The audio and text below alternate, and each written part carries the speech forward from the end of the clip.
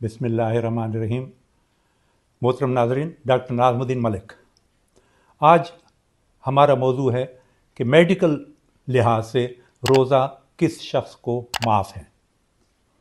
पहले तो कोई बीमारी जिसमें रोज़ा रखने से बीमारी बढ़ने का अंदेशा हो तो वो शख्स रोज़ा न रखे। वो शख्स जिसने सर्जरी कराई हो या हस्पताल में दाखिल हो वो रोज़ा न रखे। टीबी के मरीज़ या दमे के मरीज़ जो इनहेलर पंप वगैरह ले रहे हों वो रोज़ा न रखें। जिनको बुखार हो, चाहे दरमियाना हो या शदीद हो, वो भी रोज़ा न रखें।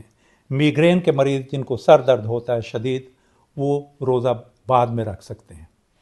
इसके अलावा शुगर के मरीज़ रोज़ा रखें, उनके लिए फ़ायदेमंद है, मगर वो मरीज़ जो इंसुलिन पर हों वो रोज़ा न रखें, क्योंकि उनकी शुगर बहुत ज़्यादा बढ़ने और बहुत ज़्यादा कम होने का इम्कान होता है। दूसरी, वो शुगर के मरीज़ जो गोलियों पर हों, ख़ासकर ग्लिमिप्राइड ग्रुप की गोली हो, तो वो मरीज़ अपनी गोली बदलें। उनका मुतबादिल DDP4 इनहिबिटर हम कहते हैं, वो गोलियां शुरू करें। इसके अलावा वो मरीज़ जो ब्लड प्रेशर के मरीज़ हों उनके लिए रोज़ा फ़ायदेमंद है, लेकिन जिनमें दिल का दर्द होता हो, एंजाइना हो, वो लोग रोज़ा न रखें। क्लोबिडोग्रिल एक दवाई है, वो दिल के लिए होते, वो लोग रोज़ा न रखें। जिनके दिल का पंप कमज़ोर हो वो रोज़ा न रखें। और जो पेशाब आवर दवाएँ ले रहे हों, डायरेटिक्स ले रहे हों, वो लोग रोज़ा न रखें।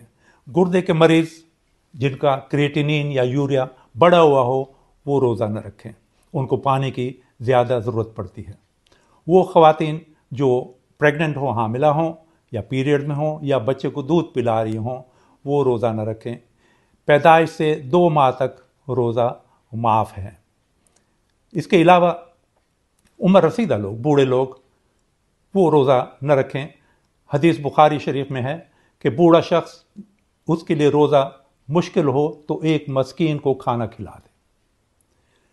इसके अलावा सूरह बकरा में कहा गया है मरीज़िन औला सफ़रिन, जो बीमार हो या सफ़र में हो वो रोज़ा न रखें। और उसमें कहा गया कि अल्लाह ताला आपके हक़ में आसानी चाहते हैं और सख्ती नहीं चाहते।